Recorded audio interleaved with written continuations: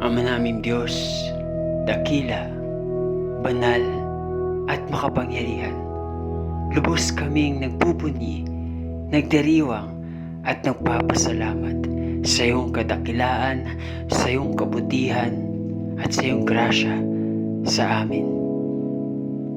Lubos kaming nagpapakumbaba, dumudulog sa banal mong trono, humihingi ng kapatawaran sa aming mga nagawang kasalanan. Tulungan niyo po kami, Ama, na gawin lamang ang iyong kalooban at iwasan at iwaksi ang kasamaan.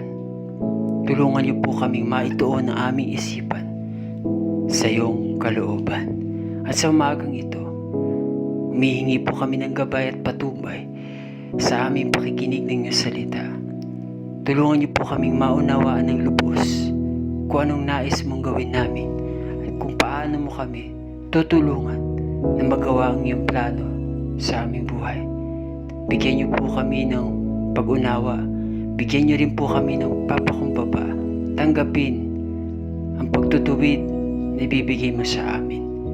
Tulungan niyo po kami, Panginoon, na alisin ang mga balakid sa aming mga puso't isipan na maaaring pumigil na marinig namin ang iyong tinig.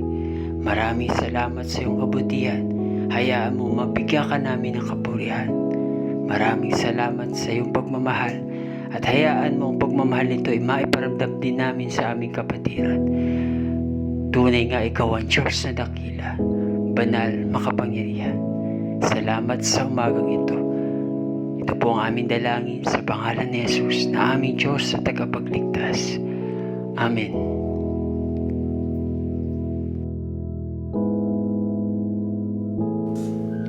Our scripture reading is found in Psalm 99. Let's read all together.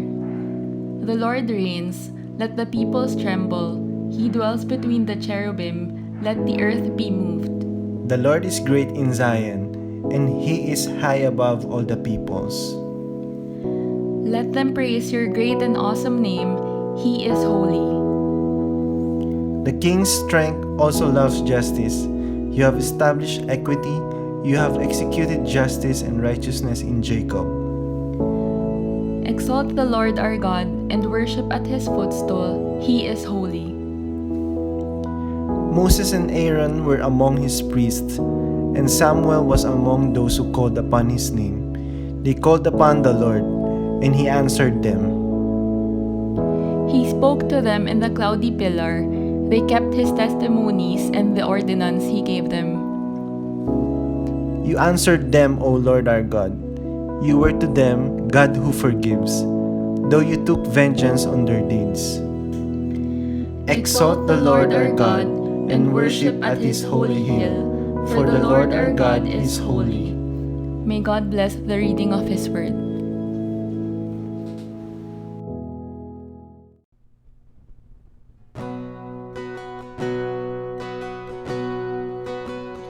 Praise the Lord,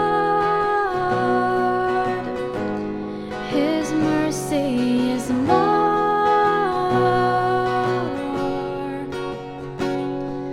stronger than darkness, new every morn. Our sins they are many, His mercy is more.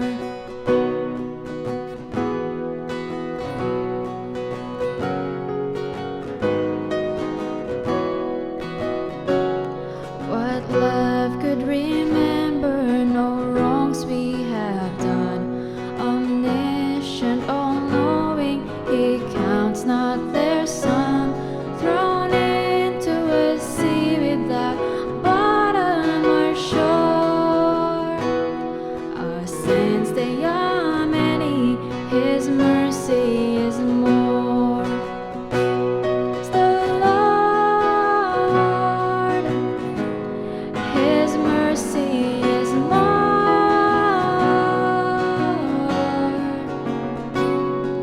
stronger than darkness, new every morn. Our sins they are many, His mercy is more.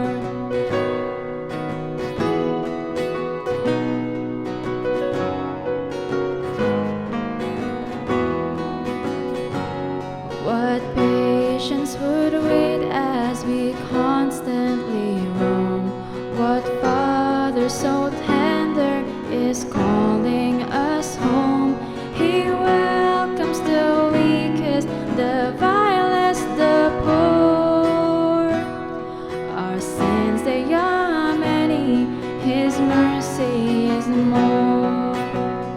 Praise the Lord, His mercy is more.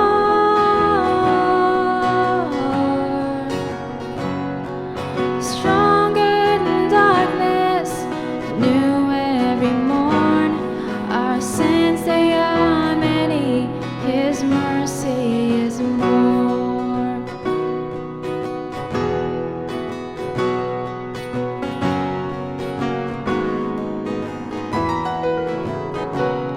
What riches of kindness He lavished on us. His blood was the payment, His life was the cost. We stood neath the debt we could never afford. Our sins they are many, His mercy is more. Praise the Lord, His mercy is more.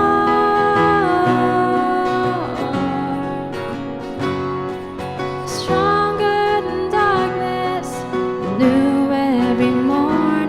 Our sins they are many, His mercy is more.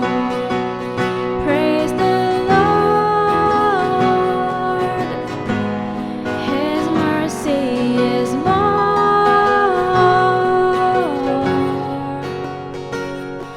Stronger than darkness, new every morn. Our sins they are many, His mercy is more. Our sins they are many, His mercy is more. Our sins they are many, His mercy is more.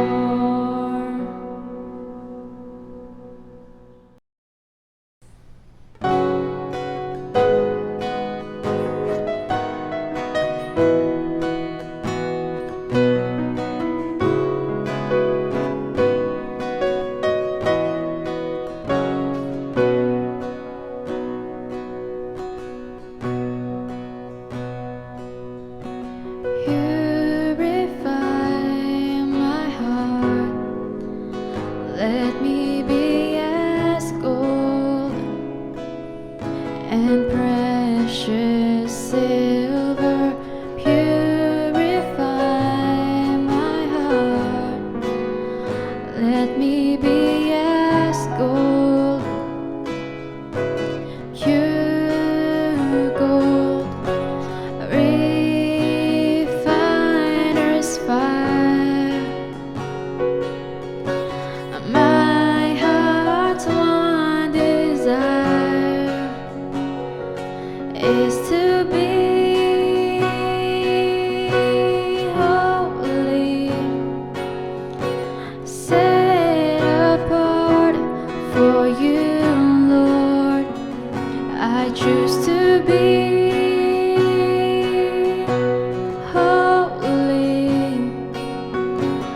set apart for you, my Master, ready to do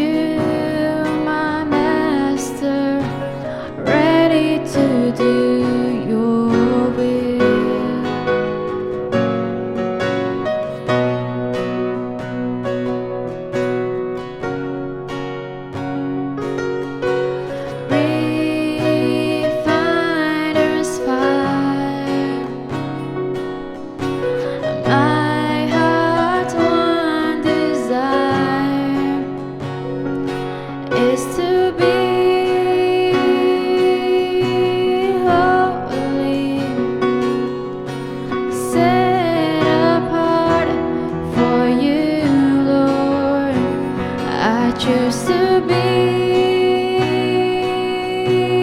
holy, set apart for you, my master, ready to do your will.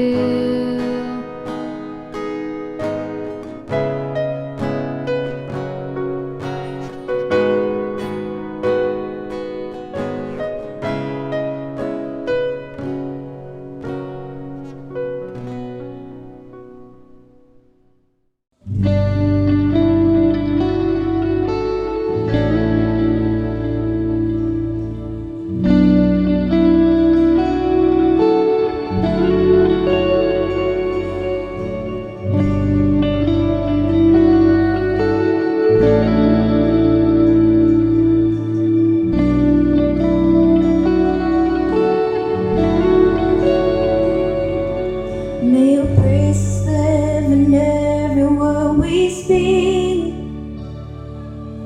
and with every gift of breath we breathe you in. All the works that you have done consume my heart.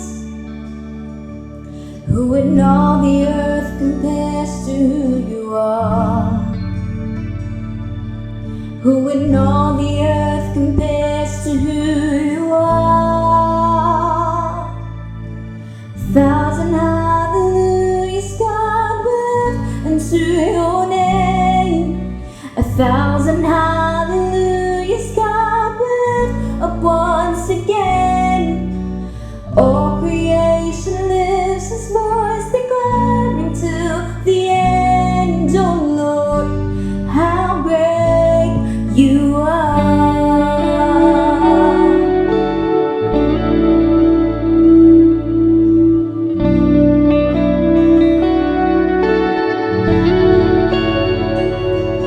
May your praises live in every word we speak,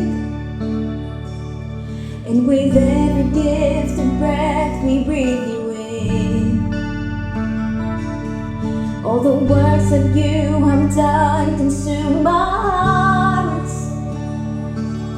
Who in all the earth compares to who you are? Who in all the earth compares to who you are? 1,000 hallelujahs God with unto your name. 1,000 hallelujahs God with up once again. All creation lifts its voice declaring till the end, oh Lord, how great you are. 1,000 hallelujahs God with unto your name. 1,000 hallelujahs God with up once again. All creation lifts its voice declaring till the end, oh Lord, how great you are.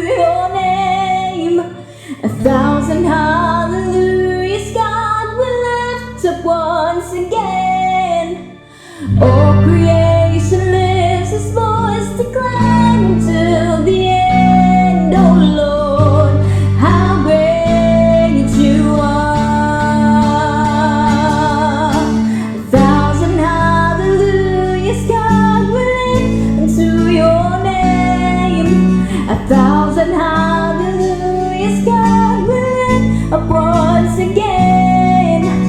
Oh, creation lifts its voice, declaring till the end. Oh Lord, how great you are. Oh Lord, how great you are.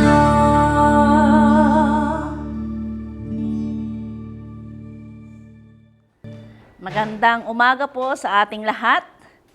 At sa lahat po ng may kaarawan, maligayang kaarawan po sa inyo. At sa lahat ng mga nagdiriwang ng kanilang wedding anniversary sa buong linggong ito, maligayang anniversary po sa inyong lahat. Sa umagang ito, nasa huling service na po tayo ng ating church revival. Nung day 1 po, kagabi po, dinala po sa atin ng ating tagapagsalita ang mensahe ang pamagat, Transformed by the Holiness of God, na hinango po sa Isaiah 6. Yung pangalawang gabi po, Transformed by the Renewing of Your Mind, hinango naman po sa Romans 12. At ngayong umaga po ay naniniwala ako na sa pamamagitan niya, ay matutulungan tayong lalo pang mapagtanto ang tunay na kalagayan ng ating mga puso at mas maging kalugod-lugod ang buhay natin sa harapan ng Panginoon. Sa umagang ito po ay muli mapapakinggan natin ang mensahe ng Panginoon mula sa kanyang lingkod. Walang iba po kundi si Reverend Fitz Garlitos. Good morning sa inyong lahat. Isang opportunity ulit para tayo magkasama-sama at mag-aral lang salita ng Panginoong Diyos. A year ago, we were surprised with COVID-19. Lahat tayo hindi po nakahanda para dito. Ang mga gobyerno nag-shutdown, malalaking mga negosyo ay nagsara. At ang simbahan ay hindi po naging exempted sa naging resulta ng pandemic po na ito. At tayo po ay naharap sa isang malaking challenge. Sapagkat na-reduce tayo sa ating mga tahanan, iniwanan natin ang ating mga simbahang pisikal, at tayo po ay nagkaroon ng new normal na tinatawag. Pero mga kapatid, looking at this intently and seeing it in a biblical perspective, sa katotohanan po ay ito po ay hindi pandemic, but this is a planned demic. O ang ibig sabihin, nakaplano na po ito sa disenyo at sa isip ng Panginoon, sa makapangyarihang kalooban ng Diyos at sa perspektibo na hindi ho natin una nakikita ng malapitan, ang Panginoong Hesukristo ay nilayon na tayo po ay umabot sa ganito pong sitwasyon dahil ninanais ng Panginoong Diyos na tayo po ay i-usher sa isang mas malawak na pagtitiwala sa Kanya, maging sa isang mas malaya na pamamahayag ng Kanya pong salita. Imagine niyo po, nagre-revival tayo ngayon pero nandito po ako sa aming tahanan. Hindi ko na po kailangan na pumunta sa inyo pong simbahan para kayo po ay makasama at makapiling at makapag-share ang salita ng Panginoon. Mga kapatid, ito yung kapanahunan na ang mga mensahe at mga sermon ay makikita na lang din ho natin na nasa internet. Napakabilis po. Yung mga dating hindi natin napupuntahan ng mga lugar, ngayon po, at just at the tip of your fingertips, pwede ka na pumunta sa isang simbahan na dati ay nakikita mo lamang sa TV sapagkat geographically speaking, malayo, it is impossible for you to reach the US or even the UK or even sa Makati or even sa CCF. Pero ngayon, kung gusto mo magsimba, kahit anong simbahan, pwede hong mapuntahan. Dahil, tayo man ay nalimitahan, pero sa kapangyarihan ng Panginoong Diyos, ginawa pong limitless ng Panginoon ang opportunities natin to minister. Kaya nga po, sa umagahong ito, sinasabi ho natin ang teknolohiya, it must be on our side. Because this technology is the shining axe of the church today. Ang ibig sabihin ho ito, it is a tool, it is a friend, and we should use it. Nitong nakaraang 2 araw, pinag-usapan ho natin ang buhay ho ng isang tao na mayroon pong kabanalan o kaya inaihiwalay sa Panginoong Diyos. We should have a renewed vision of God. Pinag-aralan natin ng unang gabi. Pangalawang gabi, we should have a renewed mind. At sa umagang ito, pag-aaralan naman ho natin, a renewed faith in God. Naniniwala ako na ang tatlong bagay na ito ay napaka-importante para po ma-revive ang ating pong buhay spiritual at magpapatuloy tayo ng meron pong kagalakan at kalakasan sa ating pong paglilingkod. Talking about technology, napagdesisyonan ho ng aming pong church media team na ang aming pong magiging mensahe ngayon ay hahanguin po namin sa isang dating pagtitipon dito po sa aming simbahan na kung saan kami po ay nahamon ng salita ng Panginoon. This is the wonder of technology, that we can share with you what the Lord has blessed us with in the past months. Ito pong mensaheng ito ay binigay sa amin ng Panginoon nung magsisimula ho ang taon na ito. At hinamon kami sa isang panibagong pagtitiwala, higit pa sa pagtitiwala namin sa nakaraang panahon. Kaya ang aming pong panalangin sa umaga ding ito, gusto namin itong ipalabas o ipanood sa inyo because we wanted you to see the exact passion and the exact inspiration that the Lord has brought into our church, to your church right now, because we are only one church. And I will repeat that because this is the beauty of our church. No matter what is the name, no matter what is the label. But if Jesus is at the center of your church, we are all one in Him. Kaya po, sa umagang ito mga kapatid, it is our delight and it is our prayer that the Lord will bless you as you hear this because it will renew our faith in Him. Let us listen to this message. God bless you all. May I invite you to stand up and we will read the Word of God.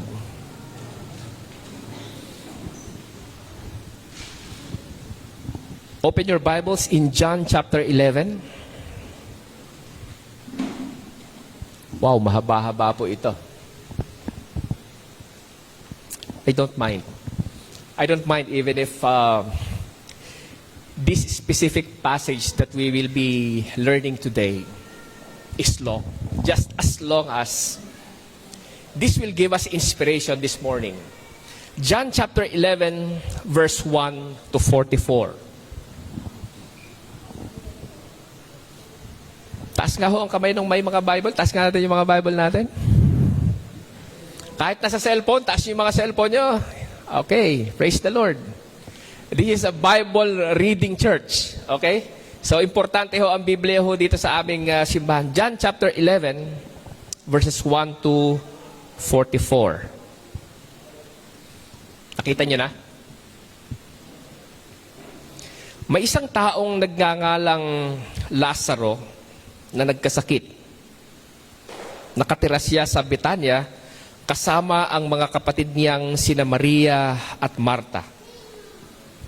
Si Maria ang nagbuhos ng pabango sa paa ng Panginoon at pagkatapos ay pinunasan iyon ng kanyang buhok. Do you remember her? Tandaan niyo ba siya? Dahil may sakit si Lazaro, nagpasabi kay Jesus ang magkapatid, Panginoon, ang minamahal niyong kaibigan ay may sakit. Nang marinig ito ni Jesus, ay sinabi niya, hindi niya ikamamatay ang sakit na ito. Nangyari iyon upang maparangalan ang Diyos at sa pamamagitan nito'y maparangalan ang anak ng Diyos. Mahal ni Jesus ang magkakapatid na Marta, Maria, at Lazaro. I will repeat that verse. This is very important. Mahal ni Jesus ang magkakapatid na Marta, Maria, at Lazaro. Gayunman, nagpalipas pa siya doon ng 2 araw mula nang maibalitang may sakit si Lazaro. Something strange is happening at those two verses. Sabi ng sumulat, mahal niya yung magkakapatid, may sakit si Lazaro. Pero sabi dito, pagkatapos, naghintay pa ng 2 araw. Sabi dito, nagpalipas pa ng 2 araw si Jesus. Verse 7, pagkatapos nito, sinabi niya sa kanyang mga alagad, magbalik tayo sa Judea. Sumagot ang mga alagad, Rabi, hindi po ba't kamakailan lamang ay pinagtangkaan kayong batuhin ng mga tao Bakit pupunta na naman kayo doon? Sinabi ni Jesus, hindi ba't may 12 oras sa maghapon? Hindi matitisod ang lumalakad kung umaga sapagkat nakikita niya ang nagbibigay liwanag sa daigdig na ito. Subalit, natitisod ang lumalakad kung gabi sapagkat wala na siyang liwanag. Idinugtong pa ni Jesus, natutulog ang kaibigan nating si Lazaro. Pupunta ako upang gisingin siya. Panginoon, kung natutulog lang po siya ay gagaling siya. Sagot ng mga alagad. Ang ibig sabihin ni Jesus ay patay na si Lazaro, ngunit ang akala ng mga alagad ay talagang natutulog lamang ito. Dahil dito'y tuwirang sinabi ni Jesus, patay na si Lazaro. Ngunit dahil sa inyo, ako'y nagagalak na wala ako roon, nang sa gayon ay sumampalataya kayo sa akin, tayo na, puntahan natin siya. Makakaupo ho muna kayo. Nangangawit na po yung mga senior citizen. Mamaya natin babasahin yung iba, ha? Okay po. Ganito kami mapagmahal dito sa simbahan ho namin. Mahal namin ang mga senior citizen. Amen o ba?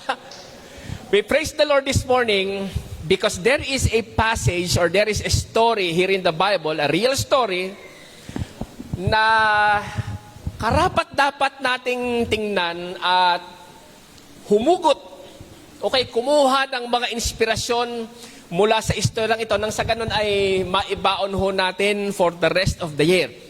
This is the first message at gusto ko na ang mensaheng ito, mga kapatid, ang maging hallmark ng magiging o ng ating aasahan sa ating pong simbahan. Ang ibig sabihin, this will be a monumental message for the church where we will anchor our faith, where we will anchor our church, where we will anchor our future, nang sa ganon ma-inspire tayo sa ating mga susunod na mga gawain. John chapter 11, ilagay mo na yan sa isip mo, na ito ang mensahe na nangusap sa atin para ipakita sa atin ng Panginoong Diyos kung ano ang magaganap sa susunod na mga panahon ng ating pong buhay sa taong ito, because we are looking forward to follow. Okay po? Umpisahan natin. Jesus knew this family. Kilala ng Panginoong Jesus itong pamilyang ito eh. Don't you think? Ayon doon sa binabasa natin, kakilala ba ni Jesus itong mga taong na binabanggit niya? Isang pamilya ito. Magkakapatid. Anong pangalan ng lalaki? Si Lazaro. Yung pangalan ng dalawang babae? Martha and Mary. Does it ring a bell to you? Pag narinig mo yung salitang Martha and Mary, ano yung istoryang nakapaloob doon sa magkakapatid na sa dalawang magkapatid na babae? Sila po yung nasa shop and ride, pastor. Sino si Martha at si Mary? Does that ring a bell to you? Anong ginawa nila kay Jesus? Ano po? Nag-serve ng pagkain. Tama po? Sa bahay ni Martha at ni Mary. Okay.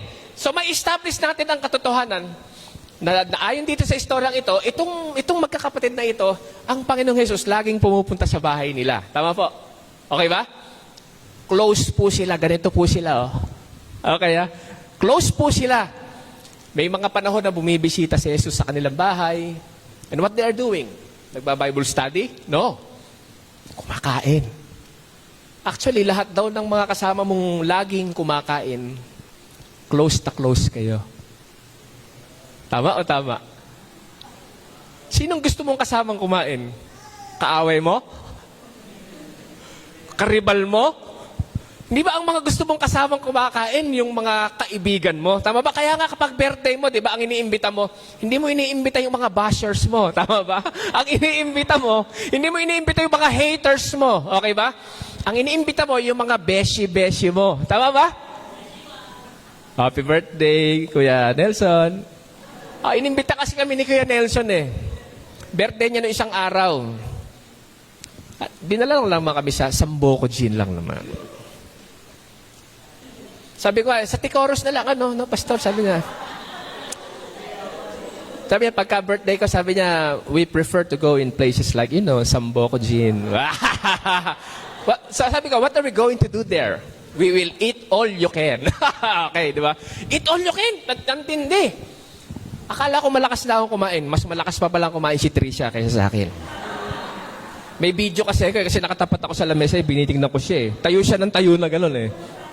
Alam mo, sa ugali at kulturang Hudyo, ito, alam na ba, napansin nyo ba na lagi sinasabi, si Jesus kasamang kumakain yung mga makasalanan. He is eating with sinners. Do you remember that phrase? Na laging inaakusahan si Jesus Cristo na sabi niya, He is eating with sinners. You know why?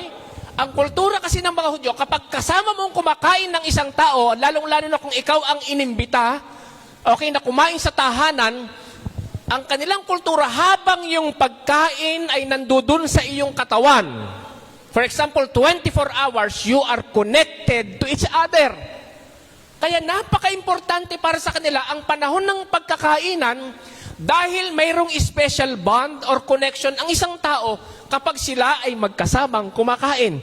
Do you remember sa Acts kung paano lumago ang simbahan?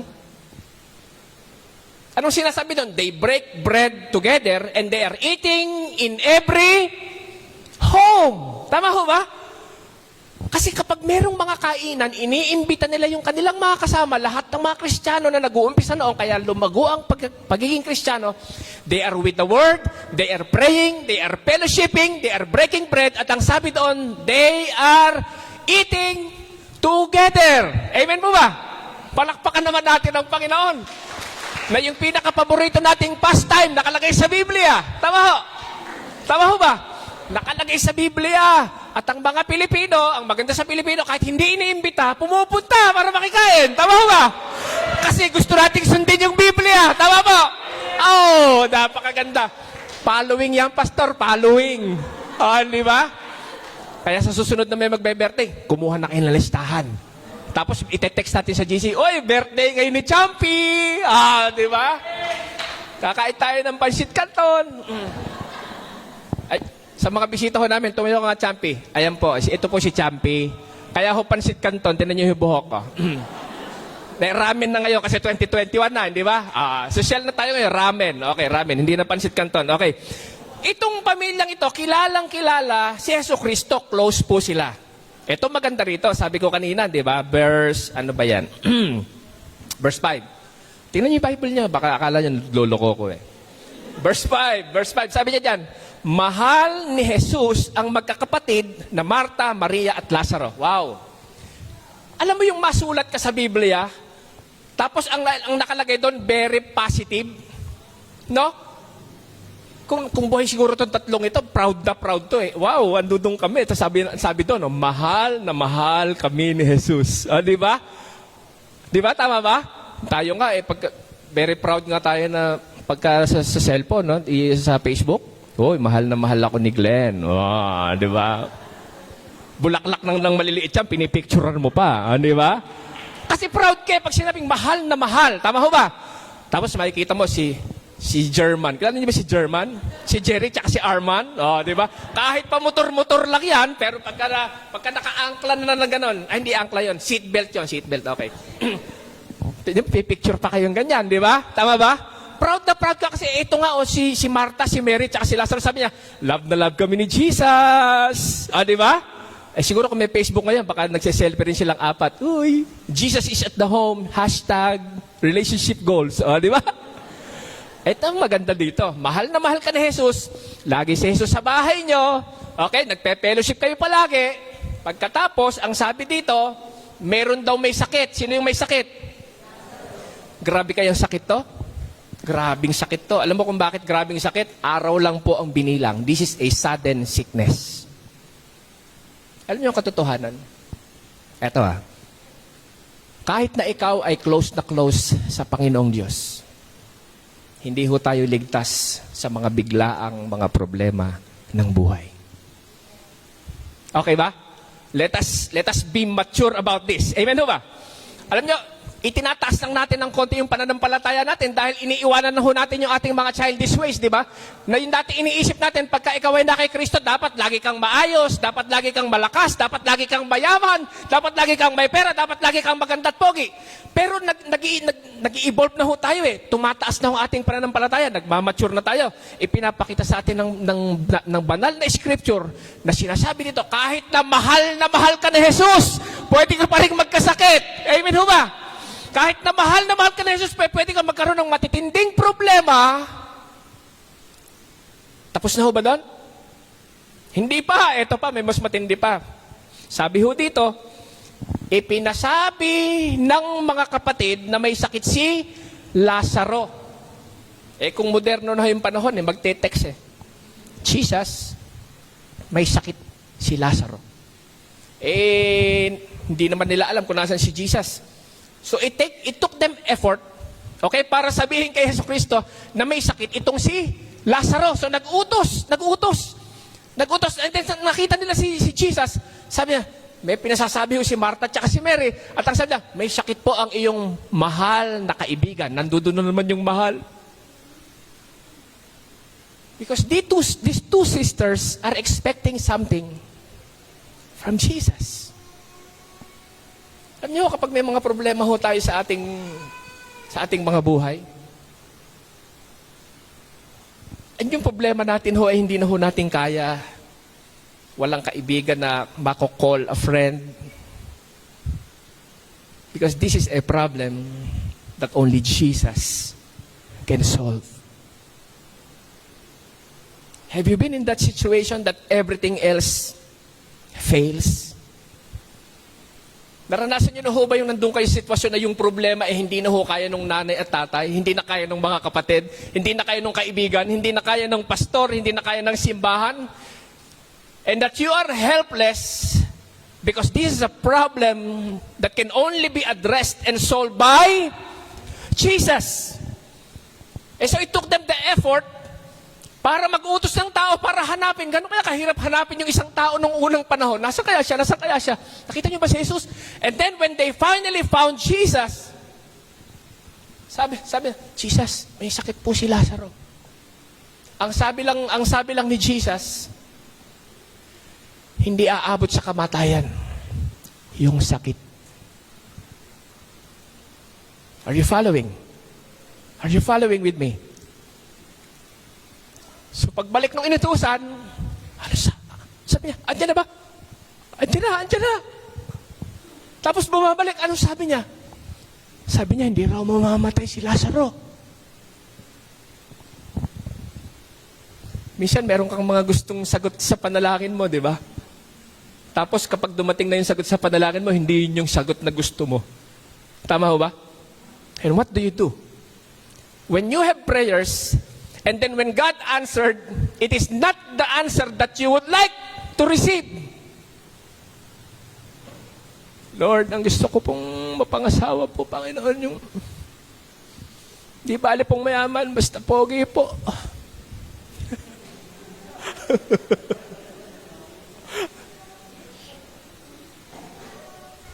Lord, ang gusto kong trabaho, basta wag lang akong pinagpapawisan. Di baling 20 mil lang ang sweldo, basta hindi po ako pinagpapawisan. Alam mo yung pagdating na ina-expect nila na it will be a good news. Tapos ang sabi nung dumating, ano sabi ni Jesus? Hindi daw siya mamamatay. Tawagan mo si pastor na may sakit ka. Pastor, may sakit po ako. Tapos sasabihin ko sa'yo, huwag kang mag-alala, hindi ka mamamatay. Alam mo yung ang gusto mong sagot sana pagpe-pray ka, ano? Tapos pagkatapos magpe-pray, dudukot, pambili niyo po ng gamot. Ito po, pang x-ray po niya. Okay, pang MRI po niya. Di ba sarap ng ganon, di ba? Sarap ba yung ganon? Parang walang may gusto ng ganon. Yung pagka-birthday mo, may ice cream ka. Ayaw nyo ba yung gano'n? Yung pagka pinag-pray kaya, meron ding pambili ng gamot? Di ho ba masarap yun? Kasi yun na-expect natin Tama ho ba? Tama ho ba? Yung kapag pinag-pray kaya, halimbawa graduation mo o sige, i-repair din kita doon sa ninong ko na na company manager, di ba? Yung mga agad merong resulta, tama ba? Pero ang problema, may dumating at ang sabi mo, i-expect ka na gagaling, ang sabi mo, huwag ka mag-alala, hindi mamamatay. Yung sakit na to, hindi aabot sa kamatayan. Tama ba yung nasa Biblia niyo? Okay. Okay na rin sana yan Ang problema nga lang, naghintay pa. Sabi ho rito, tingnan ho niyo yung Biblia niyo ulit. Nandiyan pa ba kayo? John chapter 11. Sabi dito sa verse 6, gayunman, nagpalipas pa siya doon ng 2 araw mula nang mabalitaang may sakit si Lazaro. What do you do? What do you do? Tingnan mo, what do you do when God does not answer your prayer immediately? Ito ho ang mahirap eh. Ito ho ang mahirap. And do you remember Mary, yung kapatid? Mary is a worshiper. Tama ho ba? Sinabi pa dito na si Maria, ito daw yung babae na nagbuhos daw ng pabango sa paa ni Jesus at ang pinunas pa raw yung kanyang buhok. Because he loved Jesus so much. Because Mary is a worshiper. Sabihin nyo nga, worshiper. Sabay-sabay, parang wala na kayong gana, worshiper. Yan. Si Mary po, isa po siyang mananamba. Okay? Si Mary ay isang worshiper. He loves the Lord so much. Ang problema kasi, itong pagkakaiba ho ng praiser tsaka ng worshiper. Yung praiser, yung praiser, ang sabi ho ng Psalm 150, let everything that has breath praise the Lord. Tama ho ba? So ang ibig sabihin, you doesn't need to be a converted person para mag-praise ka. Actually, lahat sabi niya, ini-expect ng Panginoon kapag ikaw ay may hininga, sabi niya, you will praise God for who He is. Tama ho ba? Sabi dito, yung mga ibon, they praise God. Tama ho ba?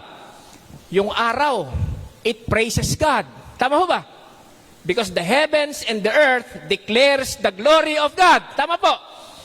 Alam nyo, kapag may bago ang isang tao, may bagong sapatos, nagpapasalamat din yan sa Diyos eh. Tama ho ba? Yung kapitbahay mong sanggano, pagka may bagong video yan sa bahay, pagka may bagong TV, pagka may bagong sasakyan, nagpapasalamat din ho yan sa Panginoon eh. Praiser po yun. Tama ho ba? Are you getting the point? Thank you for these shoes, thank you for my car, thank you for my wife, thank you for my family, thank you for my friends, thank you for my job, thank you for my career. Lahat ng mga tao, kahit na hindi Kristiyano, pwedeng mag-praise sa Panginoon, but not with a worshiper. Get this, not with a worshiper, because a worshiper and the difference between a praiser and a worshiper is, even if I don't have a car, even if I don't have shoes, even if I am sick, even if I don't have a job, even if I don't have a career, I will worship you because this is who you are. This is who Jesus is in my life. Amen ho ba? Palakpakan ho natin ang Panginoon. Itong si Mary, naranasan niyang ibig sabihin ng worship. Kasi sabi niya, lahat-lahat ibibigay ko sa iyo, Panginoon. Kahit yung pinakamahal na pabong ito, babasagin ko para sa iyo. Because I worship you. May mga tao ho kasi, nagpapasalamat din ho sila kahit basta't meron lang sila. Pero kapag wala ho sila, hindi na ho nila kilala ang Panginoon. And let me ask you this morning, are you just a praiser or are you a worshiper of God? Mary is a worshiper of God.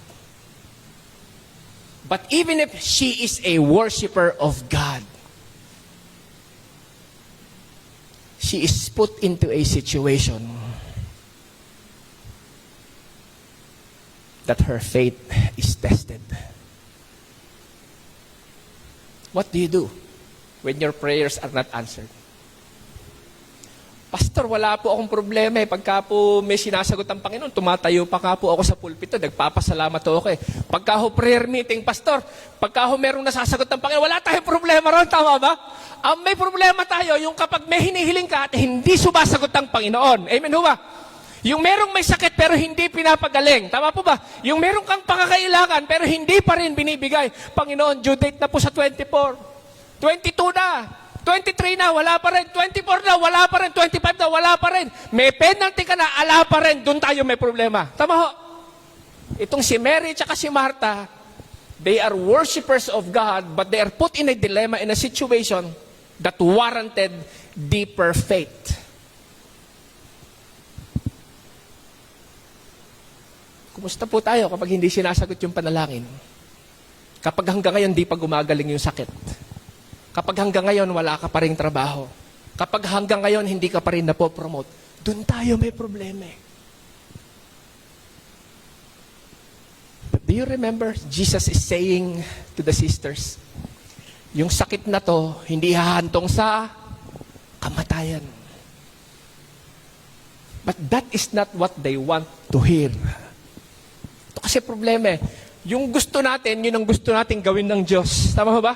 Because we want to be in charge and we don't want to follow God for what He is saying. Kasi pag may ginusto tayo, sabi natin, Lord, gusto ko ganito at gusto ko now na. Mag-mature na po tayo, no? Inaangat ho ng Panginoong Diyos yung pananampalataya ng buong simbahan. Para nang sa ganon, kapag darating tayo sa punto ng ating buhay na hindi po sumasagot ang Panginoong Diyos, we can still worship God. We can still raise our hands.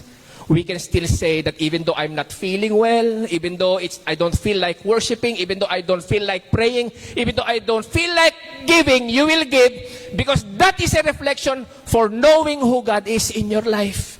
Because that is worship. Si Isaiah sa chapter 6, nung nakita niya yung Panginoon, sabi niya, Holy, holy, holy, the Lord God Almighty. Everything else pales in comparison. Lahat ng mga bagay sa kanyang paligid, walang sinabi dahil nakita niya ang Panginoon kung sino siya. You are holy, Lord God. There is none like you. Alam mo yung kapag nag-worship kayo, wala kang pakialam sa mga katabi mo. Dahil ang focus mo nasa Panginoon. Amen po ba? That's real worship. When you are God-conscious. Ibang hindi mo inintindi. Kahit mabura yung makeup mo sa kaiiyak, kahit mabura eyeliner mo, kahit matanggal ang maskara mo. Maskara pala, hindi pala maskara. Maskara mo. Kahit matanggal, wala kang pakialam eh. Tama ho ba? Kasi yung mga iba-iba ang conscious. Conscious ka sa katabi mo, conscious ka sa sarili mo, conscious ka sa grammar mo, conscious ka sa pag-play ng dami-dami nating mga iniintindi, samantalang ang pagpunta sa simbahan, wala namang iba ito, kundi ang focus lang dapat ay ang Panginoon. Because everything else is peripheral. Amen po ba? Amen ho ba? Mga kapatid, pasimplihin natin. Pataasin natin, pero pasimplihin natin ang buhay natin bilang isang simbahan. Pagpasok mo sa pinto na yan, kapatid, dapat maging God-conscious ka lang. Do not be conscious about anything, but be conscious about God and God alone because He deserves a 100% of your attention. Amen ba? Palakpakan ho natin ang Diyos. Yung bang kapag nagbibigay tayo, kapag ibibigay na rin lang natin, ba't di mo pa ibigay ng buong buo? Tama ho ba? Kasi kung hindi rin lang buo, it's not obedience at all. Amen po. Kung hindi rin lang buo ang atensyon mo sa Panginoong Diyos, wow, kapatid, anong ginagawa natin? Nagsasayang ho tayo ng oras dito. Kaya every time na pupunta ho tayo sa simbahan, lagi mong isipin, Lord, I should be conscious about you. I want to be conscious about you. Ikaw lang ang titingnan ko, Panginoon. Ikaw lang ang iintindihin ko, Panginoong Diyos. Because this is real and pure worship. Amen, Ramon? Wow. Gaano katagal mo nang hindi nararanasan yung ganitong klaseng pakiramdam na wala kang takot because you know that your eyes are only focused on Jesus. Wow. Itong magkapatid na ito, they are worshipers, but they are in a situation that warranted a deeper faith and understanding about the work of God. Do you know how God works? Do you know the mind of God? Sabi ng Isaiah, His ways are higher than our ways. His mind is higher than our mind. His plans are better than our plans. You know why? Sapagkat kung naiintindihan mo kung paano mag-operate ang Panginoon, He is not God at all. Amen po? If you can understand Jesus and His ways at all, He is not God at all. Panginoon, gusto ko gumaling na yung kapatid ko. Now na! But God had other plans. Amen po ba? Gusto ko ba magkaroon ng trabaho ngayon ang karir ko? Pagandahin mo na, Panginoon. Now na. But God had other plans because He has better plans for us. And this should excite you. Dahil kung ikaw na-excite ka na sa mga plano mo, sa mga alam mong dapat mong gawin, how much more kaya pag ang Panginoon ang kumilos sa buhay mo? Amen po? Amen ho ba? How much more kaya kung ang Diyos ang magpapalago ng negosyo mo? How much more kaya kung ang Jesus ang mag-i-improve sa iyo pong karir? How much more kung siyang gagawa ng mga bagay na kamangha-mangha na hindi mo inaasahan o hinihingi na sinasabi ng Biblia? Wow. itong 2021, let us go into that level of maturity na hayaan natin ang Panginoon. Let God, let go, and let God. Amen po? Nakaka-excite ho ito, mga kapatid. This message comes with a prayer that while you are hearing it, we'll be encouraged to move away from our past. And when I say past, hindi yun lang ho mga pangit na past, pati yung mga magagandang past. Amen po?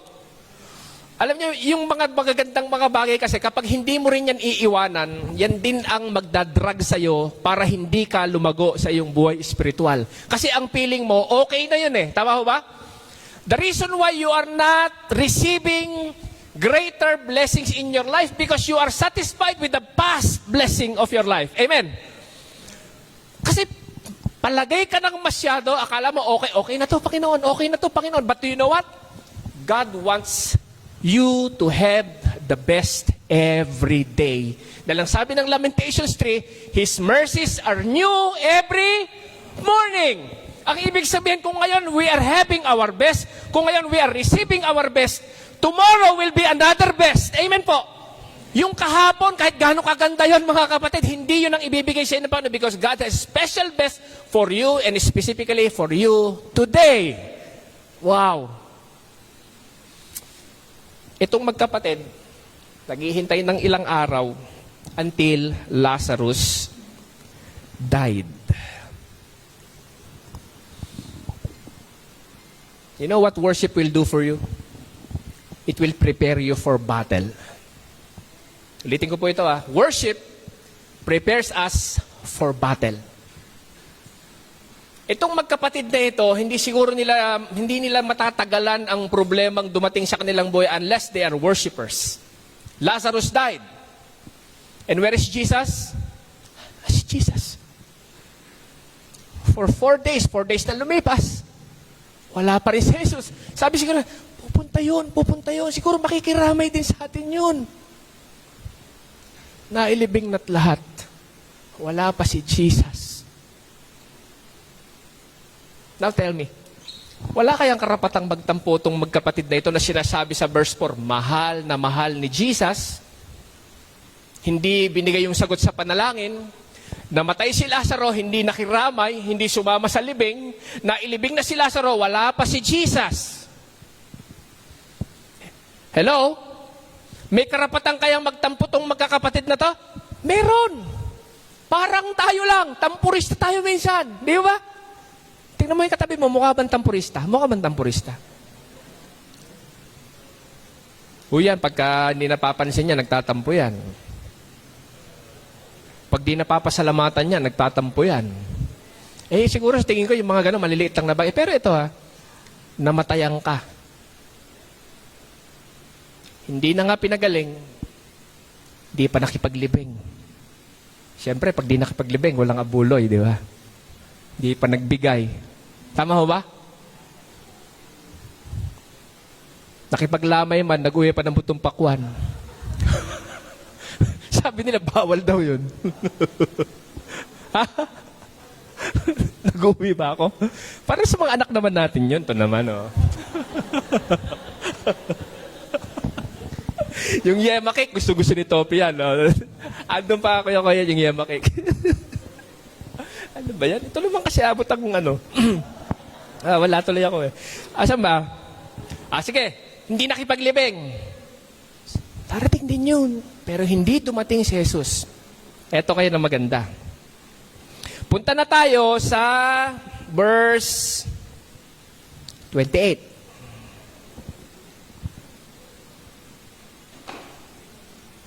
Ito pala, verse 20 muna. Nang mabalitaan ni Marta na dumating si Jesus, sinalubong niya ito. Alam niyo yung pagsalubong ni Marta? Hindi naman itong pagsalubong na, oh Jesus, thank you. Thank you, Panginoon, nandito ka na. Hindi Actually, yung pagsalubong ni Marta at saka ni Mary kay Jesus, it is not really a warm welcome of a friend that they used to do. Tama? Hindi ganon. Ito yung sabi niya sa verse 20. Sabi niya, Panginoon, kung narito po kayo sana, hindi sana namatay ang kapatid ko. Alam niyo itong ganitong klaseng, kung tatawagin natin, may hugot May hugot din tong si Martha. Ganon din ang sinabi ni Mary. Panginoon, sabi niya, kung sana nandito ka lang, hindi sana namatay yung kapatid ko. Because these sisters are disappointed with God. How many of us have experienced being disappointed with God? You did not come, you did not give me, you did not heal me, you did not promote me, you did not bless me. Kung nandito ka lang, Panginoon, sana hindi namatay ang kapatid ko. Ang sabi ni Jesus, sinabi sa kanya ni Jesus, verse 25, ako ang muling pagkabuhay at ang buhay. Ang sino mang sumasampalataya sa akin, kahit mamatay, ay muling mabubuhay. At sino mang nabubuhay at sumasampalataya sa akin ay hindi mamamatay kailanman. And the question goes, do you believe this? Naniniwala ka ba? He is now eliciting faith. Sabi niya, I'm asking you to respond. What is your faith? What is your belief with what I just said? Ang sabi naman ni Maria, sumagot siya, Opo, Panginoon, naniniwala po kung kayo ang Kristo, ang anak ng Diyos na inaasahang darating sa sanlibutan. Wow! Alam niyo, dito nagkakaroon ng pagkakaiba kasi yung head faith sa genuine faith. Imaginein mo to ha. Sabi ni Jesucristo, ako ang buhay at ang muling pagkabuhay. Ang sino mang nananampalataya sa akin, kahit siya ay mamatay, muli pa rin siyang mabubuhay. Naniniwala ka ba dito? Ang sabi ni Martha at ni Mary, yes, Lord, I believe. And then, verse 28. Pagkasabi nito, umuwi si Martha, tinawag niya si Maria at binulungan, narito na ang guro at ipinatatawag ka. Same thing happened until we go to verse 35, tumangis si Jesus. Ito yung sinasabi natin, the shortest verse in the Bible, that Jesus, what? Jesus wept. Umiyak si Jesucristo na magpapakita ng kanyang pagmamahal. Wow, ito naman si Kristo, patay na eh. Di ba? Kung nagdudong ka, at ikaw si Maria at si Martha, na ganito yung iyong attitude, that you are disappointed, sabi niya, kung nandito ka, hindi namatay yan eh. Tapos papakita ka panluha. Ayan o, lumuluha ako. Wow, Jesus, yang hiya naman ako sa'yo. Wala na eh, nailibing na eh. Alam mo yung ganung klaseng, wala nang magagawa, but Jesus wept. And these tears are real, right? Pero alam mo ba, ang Panginoong Diyos, kahit sinasabi natin, mga mensahe natin nung araw, He cares for us because He wept just like us. That's right. Tama yon. Tama ho ba? Ang Panginoong Jesucristo, nararamdaman niya yung nararamdaman mo, kaya dahil siya umiyak din siya, nasaktan din siya, napagod din siya dito sa mundong ito because He is God in the flesh. He took on flesh so that He can weep whenever we are weeping because He understands our feeling. Elementary yun, pastor. Elementary yun. Alam na natin yun. Na kapag nasasaktan ka, nasasaktan din pa. Kasi naranasan na rin niya yan eh. But let's go a notch higher. Kahit na umiiyak ang Panginoong Diyos, He know that He has to do something. Amen po ba? Alam niyo ba ito? Kahit nasasabihin, ang Diyos talagang mahal ka, ang Diyos nararamdaman. Pero ang Panginoon, let's go a notch higher. Alam niyang gagawin sa'yo, hindi lang siya nakikiiyak sa'yo. Amen po. Ang Panginoong Diyos, hindi lamang yan nararamdaman yung nararamdaman. He will do something about the things that you are feeling. Amen. May patay, umiiyak ang Panginoon, natural dahil mahal niya ang tao, but He did not stop from crying, but He went on in doing. Amen. Itong maganda sa Panginoon na pinaglilingkuran mo, kapatid eh. Hindi ka lang din niya sasamahang umiyak, hindi ka lang din niya papakinggan. He will do something about the things that you are waiting for. He will do something about the things that you are concerned about. Kikilos ang Panginoon because if He is behooving you to follow Him, because He wants you to know that He is not just a God of emotion, that He is not just a God of feeling, but He is a God of action. Palakpakan natin ang Diyos. Kikilos ang Panginoon, maniwala ka kapatid. Hindi ka lang niya nararamdaman, hindi ka lang niya naiintindihan. Kikilos ang Panginoon sa mga issues ng buhay mo. Amen. How did He do this? Malapit na ho tayong matapos. Verse 33. Nahabag si Jesus at nabagbag ang kanyang kalooban nang makita niyang umiiyak si Maria. Pati ang mga Hudyong kasama nito. Verse 34. Saan ninyo siya nilibing? Tanong ni Jesus. Sumagot siya, Panginoon, halipo kayo. Tingnan po ninyo. Tumangi si Jesus, kaya't sinabi ng mga Hudyo, tingnan niyo, talagang mahal na mahal niya si Lazaro.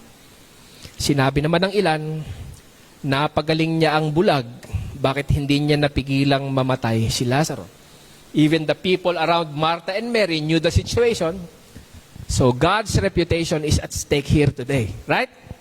God's reputation is at stake. God's glory is at stake at this moment and at this situation. Verse 38. Muling nabagbag ang kalooban ni Jesus. Pagdating sa libingan, ang pinaglilibingan kay Lazaro ay isang yungib na natatakpan ng malaking bato. Hindi ho katulad ng mga libingan ho natin ngayon na naka-apartment. Okay po? Alam mo yung naka-apartment, yung palapalapag? Hindi rin mga nicho. Ang libingan ho noon, isang yungib na nakaukit ho sa bato. Okay? Yung mga burol ho kasi doon ay mga bato. Umuukit ho ng yungib. Pagkatapos na ilalagay yung patay doon sa loob, tatakpan po ito ng isang bato nang sa ganon, it will be an enclosed tomb. Are you getting the picture? Okay pa? Pagdating doon, nakita nila nakatakip yung bato. Nag-utos si Jesus. Anong utos ni Jesus? Verse 39, sabay-sabay tayo. Take away the stone. Remove the stone. Sabi niya, alisin ninyo yung bato. Ano sabi ni Martha? Ngunit si Martha, na kapatid ng namatay, ay sumagot, Panginoon, nangangamoy na po siya ngayon. 4 na araw na pong patay.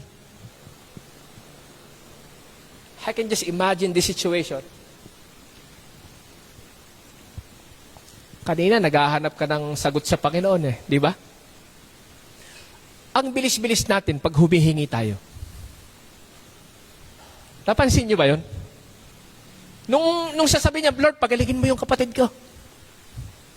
Ang bilis-bilis ho nating humingi, no? Nagmamadali tayo kapag ho tayo may pakakailangan. Lord, gusto ko nito. Ang bilis-bilis ho natin paghingi. Eto na si Jesucristo. Sinasabi na ng Panginoong Jesucristo, ako ang buhay at ang muling pagkabuhay, ang namamatay kapag siya naniniwala, mabubuhay pa rin. At ang sabi ng Panginoong Jesucristo, nandudo na sa harapan ng yungib, sabi niya, tanggalin niyo na yung bato. Etong si Maria, saglit lang po.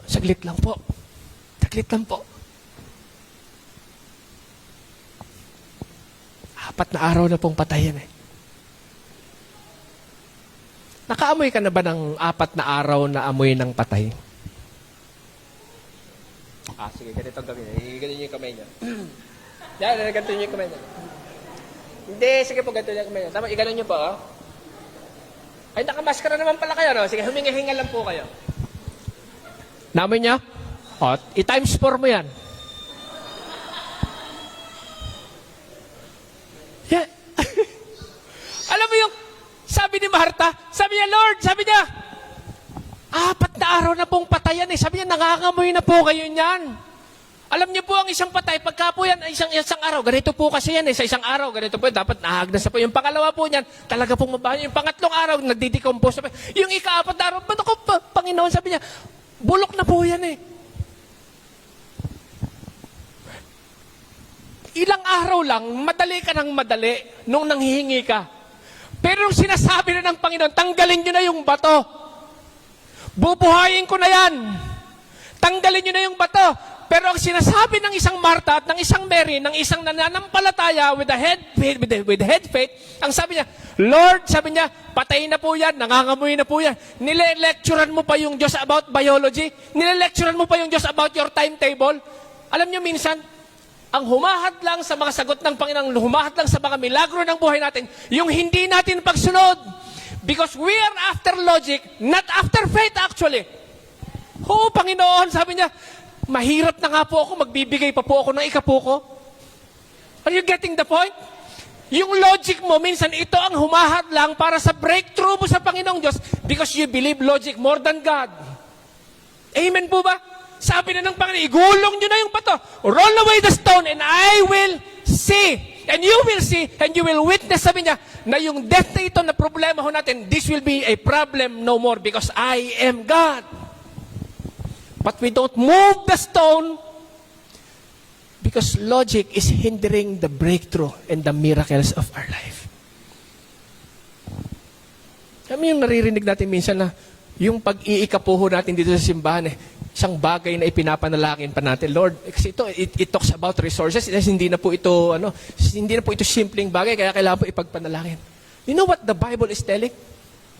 It is already a revealed will of God. There's no need for you to pray about it. All that you have to do is to follow it. Amen po ba? Palakpakan ho natin ang Panginoong Diyos. Wow! Sabi ng Biblia, magpapatawad ka, pinagpe-pray mo pa ba? Oh, come on. Sabi ng Biblia, mahalin mo yung kapatid mo dahil malibang siya ay mamahalin mo. Ito'y pagpapakita na ikaw ay disipulo ng Panginoon. Okay. Let us follow. Let's stop blocking the miracle of God. Ialis na ho natin yung pag-rationalize ho natin sa Panginoong Diyos. If you want to be a mature Christian today, a level higher from last year, yung mga logic na iniisip natin, yung mga nagbablock sa mga milagro ng Panginoon sa ating mga buhay, if He says it, if He said it in His Word, let us follow it. Amen po ba? God said, remove the stone and you will witness a miracle. No buts, no if, just remove the stone, just follow. Alam niyo itong si Mary at si Martha, sabi natin kanina, worshiper ito eh. Yes, they are worshipers.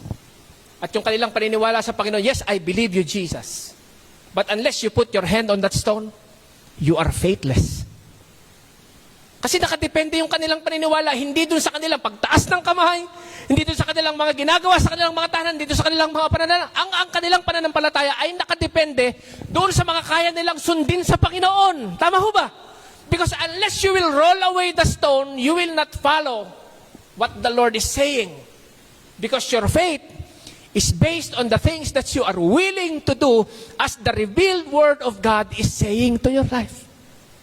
Deuteronomy 29:29. Alam niyo yung sinasabi doon? The secret things belongs to the Lord and to Himself alone. Deuteronomy 29:29. Meron pang mga sikretong mga bagay ang Panginoon. Pero alam niyo, ang mga revealed will ng Panginoon, nakasulat na sa Biblia eh. Mayroong mga secret will ang Panginoong Diyos, pero meron ding mga revealed will ang Panginoong Diyos. But unless you are following the revealed will of God, you can never see. And you can never experience the secret will of God. Nakasulat na nga eh. Sinasabi na nga ho ng Panginoon eh, itulak mo na yung bato. Tapos sasabihin mo pa, patay na po yan eh. Let's move on. Malapit na pong matapos. Sinabi ni Jesus, hindi ba't sinabi ko na sa iyo na kung sumasampalataya ka ay makikita mo ang kaluwalhatian ng Diyos? You will see the glory of God. After all, if not for the glory of God, what are we after? Di ba? Sabi ng Panginoon, kung sasampalataya ka, you will see. If you will believe, you will see.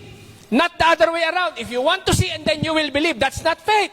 Ang sabi ng Panginoon sa Kristo, sabi niya, believe and you will see.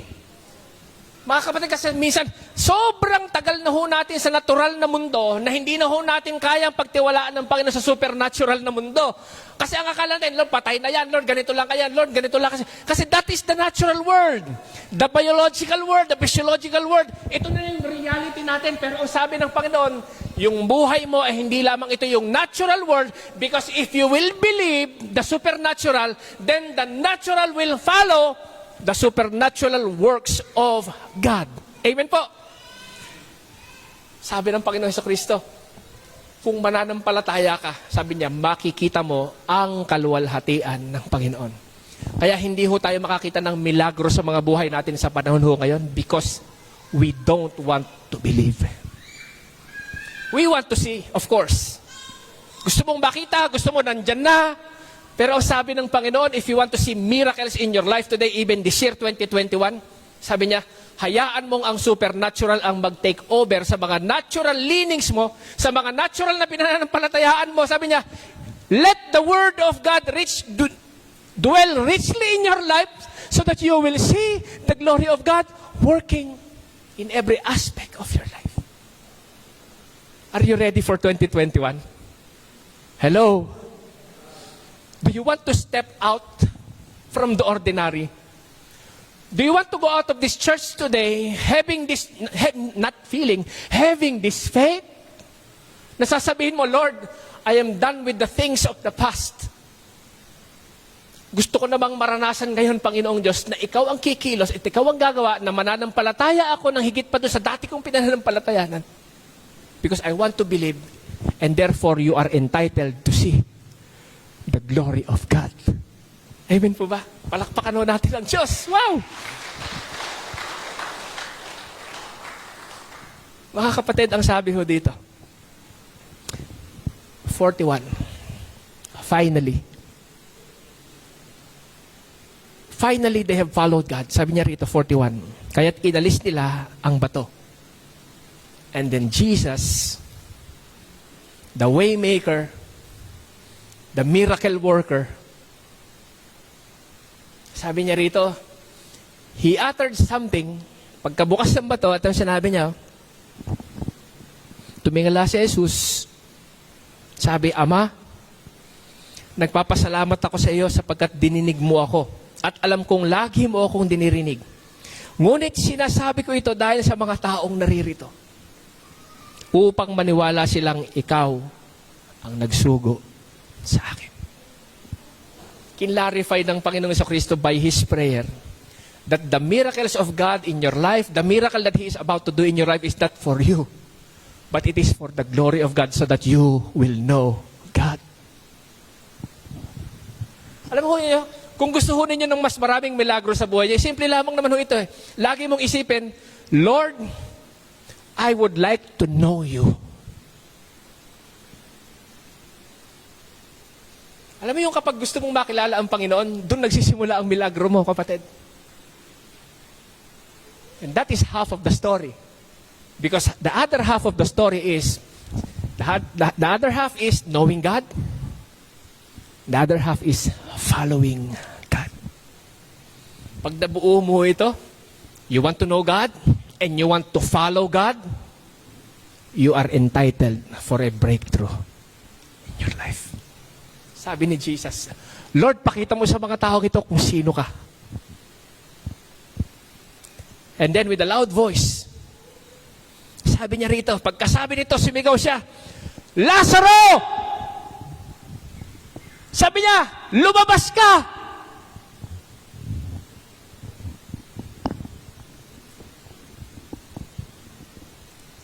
Ain't it exciting na ang Panginoong Diyos, He knows you by name? That when you have a need, He knows your name. Amen ba, Jubel? Jubel! Lumabas ka!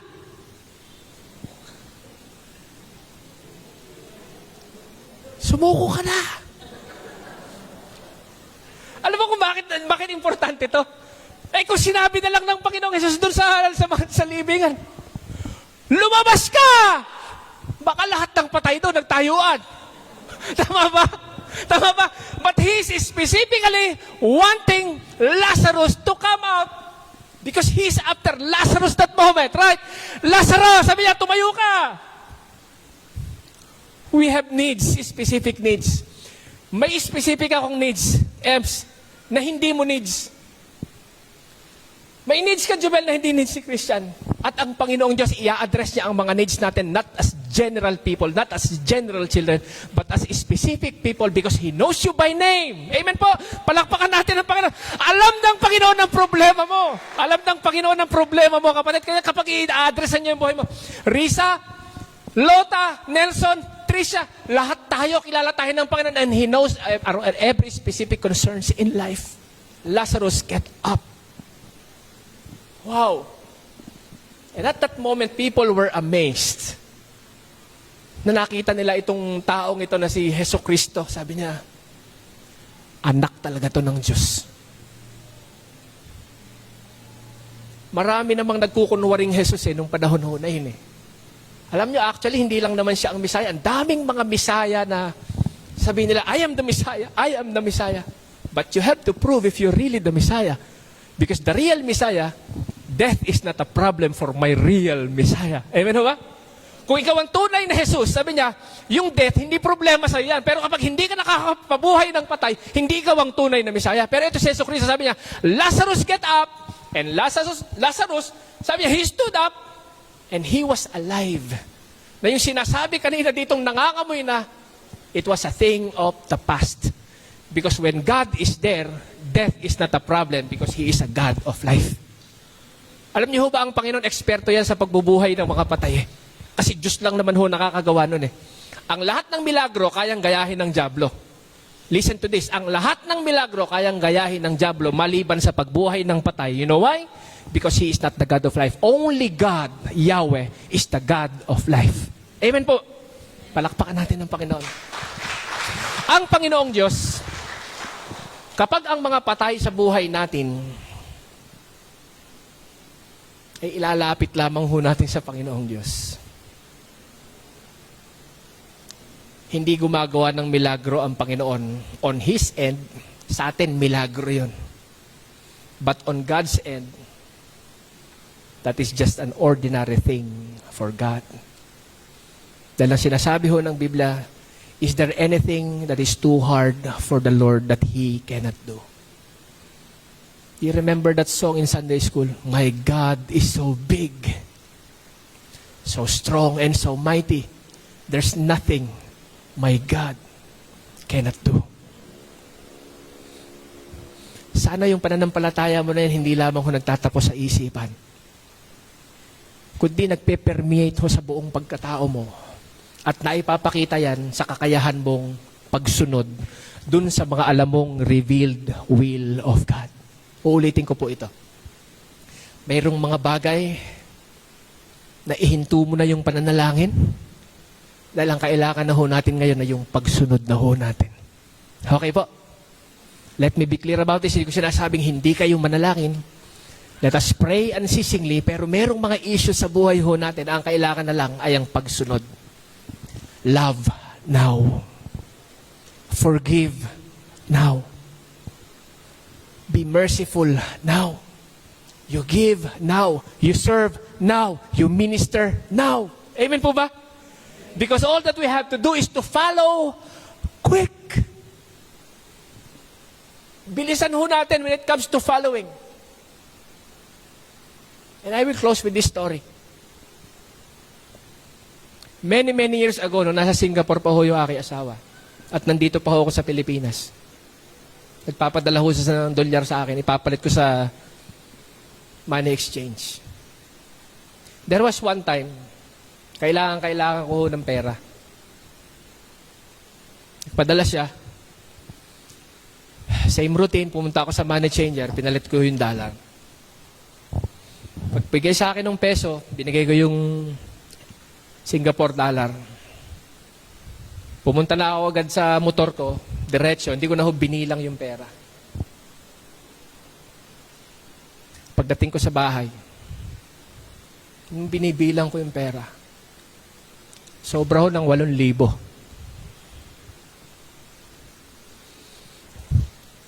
Kung ikaw yung may pangangailangan, tapos di mo naman pagkakamali eh. Tama ba? Pagkabilang ko ng pera, alam kong may taong mananagot. Masosolve ang problema ko, pero mayroong taong mananagot. Pagkabilang ko ng pera, walang isang minuto, alam mo ang ginawa ko, kapatid? Hindi ko to sinasabi para maitaas yung sarili ko. Itataas ko ang Panginoon. Pagkabilang ko ng pera at alam kong sobra, pinadyakan ko ulit yung motor, bumalik ako agad-agad, hindi na ako nag-isip. Pagkatapos nung binalik ko yung pera, sabi ko sa ate, ate, sobra po. Yung babae, sabi niya, salamat po, kung hindi po, mawawalan po ako ng trabaho. Tuwan-tuwa yung babae. Pero mas tuwang-tuwa ako. Alam niyo kung bakit? Kaya ako minabilisan na sinakyan yung motor ko dahil pag nakaisip ako ng hindi maganda, magkakaroon ako ng pagkakataon na makapag-isip ako na kukunin ko yung pera. At ang sasabihin ko, Panginoon, siguro sagot mo na sa panalangin to, siya naman ang nagkamali. Pero, dahil gusto mong sundin ng Panginoong Diyos at gusto mong sundin bilisan nang sa ganun hindi magkaroon ng pagkakataon ng kaaway na magkaroon sa puso mo ng anumang bagay na makakapagpasama sa puso ng Panginoong Diyos. Because God wants us to follow quick. In sinning, magdahan-dahan ka. Pero sa pagsunod sa Panginoon, bilisan mo. Dahil walang tao ang napapahiya o napapariwara ang buhay sa mga sumusunod sa Panginoong Diyos. Brothers and sisters, as I have reviewed that message today, ako mismo ay muling nahamon ng salita ng Panginoong Diyos. Galing po sa John chapter 11. At alam ko na ang bawat isa sa inyo na nakinig po sa umagang ito ay nagkaroon din ng blessing sa pamamagitan ho ng mensahe. Kaya sa umagang ito, I would like to pray for you and specifically would like to thank our senior pastors in Cainta Wesleyan Church. Ninong Bay, Ninang Orfa, God bless you sa staff po ng simbahan, sa lahat po ng mga leaders, sa lahat po ng mga miyembro ng ating pong simbahan dyan po sa Cainta. Pagpalain ho kayo ng Panginoon. And I would like to take this privilege and opportunity na kayo po ay ipanalangin. Dakilang Diyos, nagpapasalamat kami sapagkat ang salita mo ay buhay. Ito'y kumikilos. Ito'y nakapagbibigay ng dunong, nakapagkukorek, tinutuwid ang aming mga landasin. At higit sa lahat sa umagang ito kami napalakas. Pagpalain mo, Panginoon, ang bawat isang miyembro ng simbahang ito. Simulan mo sa aming pong manggagawa, sa kanyang pamilya, sa kanila pong mga leaders, Panginoon, sa lahat ng mga tao at mga miyembro, Panginoon, ng simbahang ito. Lord, we ask that they will have a renewed vision of you, that they will continue, Lord God, to have a renewed mind, so that they will continuously be transformed by the power of you. Pagpalain mo sila, Panginoon, that we will continue to trust you, even in the most difficult times, such as this that we have right now. Pagpalain mo, Panginoon, ang bawat isa, makita namin, Panginoong Diyos, ang mga setbacks na maging opportunities. Ang mga testings, Panginoong Diyos, ay maging testimony, Panginoon. Ang mga trials, Panginoong Diyos, ay maging trial. Hindi kami maging biktima, kundi we will be victors in the name of Jesus. May I pronounce blessings to be upon this church and you continue to use them, that they will be a beacon of light, Lord God, in this community and beyond. Because we ask this in the name of Jesus. Amen and amen. God bless you po. Magandang umaga sa inyong lahat. Nais po nating pasalamatan ang Panginoon sa umagang ito sapagkat natapos ang 3 serbisyo ng ating revival sa taong 2021. At nais ko po na sa ating pagwawakas ay kailangan nating tumugon, magbigay ng pasya sa anumang ipinangusap sa atin ng Panginoon sa loob ng 3 serbisyo. Kaya inanyayahan ko po ang bawat isa na tumayo. Kung nais niyong lumuhod, nasa sa inyo po yan. At this moment, I want us to feel the presence of the Lord maski na sa ating mga sariling sala, kwarto o sa ating tahanan.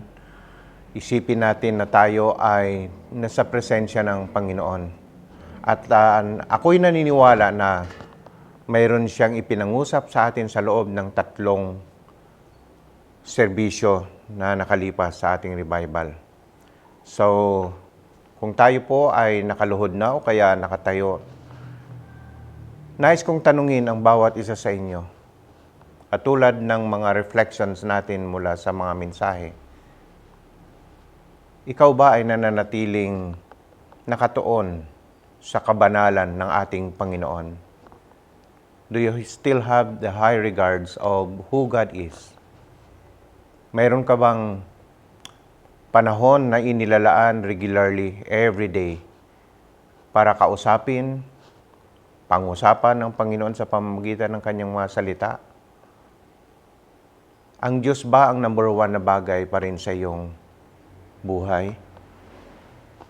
Ang iyong bang buhay ay nakalaan para sa kanyang ministeryo? Maski na sa panahon na ito ng kalamidad sa ating bayan, sa ating iglesia, alam ko na mayroong mga nakakalimot o kung hindi man lubos na nakakalimutan ng Panginoon, ay maaring nanlalamig tayo at nagkukulang tayo sa maraming bagay upang luwalhatiin ang ating Panginoon.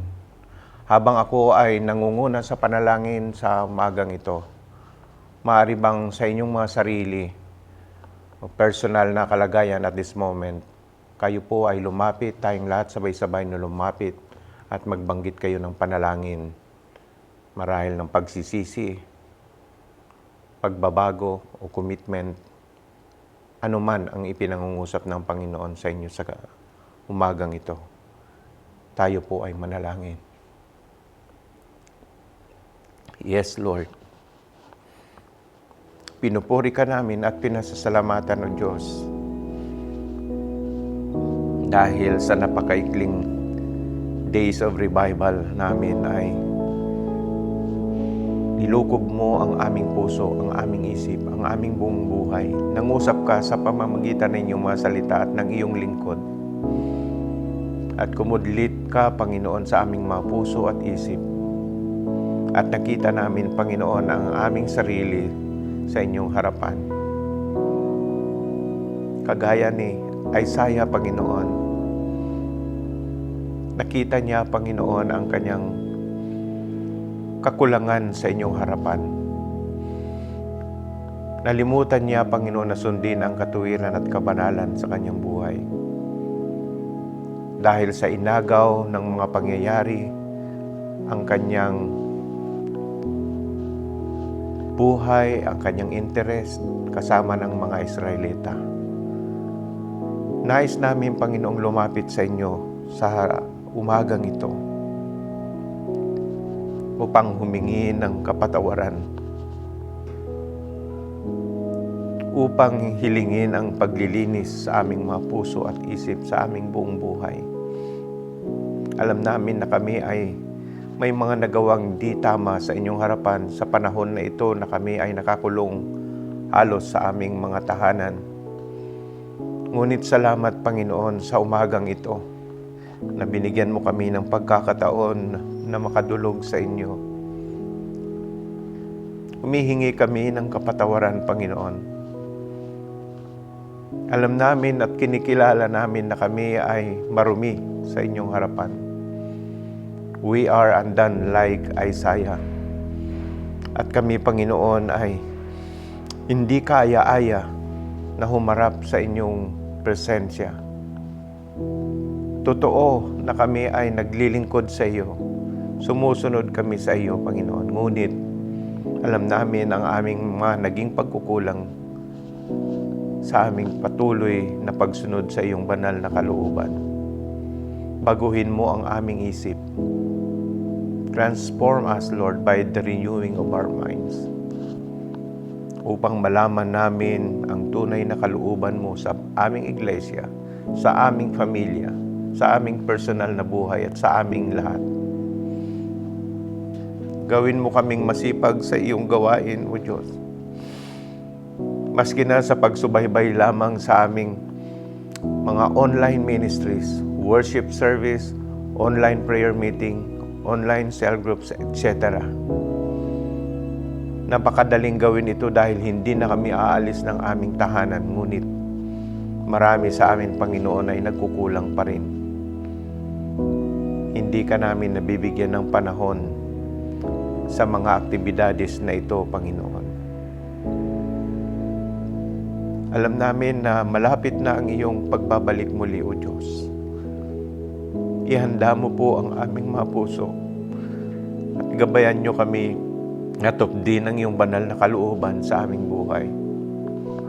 Magkaroon kami, Panginoon, ng focus sa aming paglilingkod sa inyo. Mainit na pagmamahal sa inyo sa pamagitan ng pagtupad sa iyong banal na kalooban sa aming iglesia at sa aming personal na buhay. Pagpalain mo po si Pastor Fitz na patuloy mo siyang gamitin saan mang dako mo siya dadalhin, Panginoon. Even during this time of pandemic, Panginoon, through online ministries, alam namin na tinawag mo siya. Kagaya ng bawat isa sa amin, nais namin gamitin mo ang kanyang buhay, ang kanyang buong sambahayan, pamilya. Nais namin, Panginoon, na pagpalain mo po siya. Sa umagang ito, Panginoon, habang kami ay nakatayo, nakaluhod sa inyong banal na harapan, tanggapin mo po ang aming panalangin ng pagsisisi, ang aming commitment, ang aming paglalaan ng buhay para sa iyo. Maraming salamat po, O Diyos, sa umagang ito. Salamat sa 3 gabi na kami, araw, Panginoon, na kami ay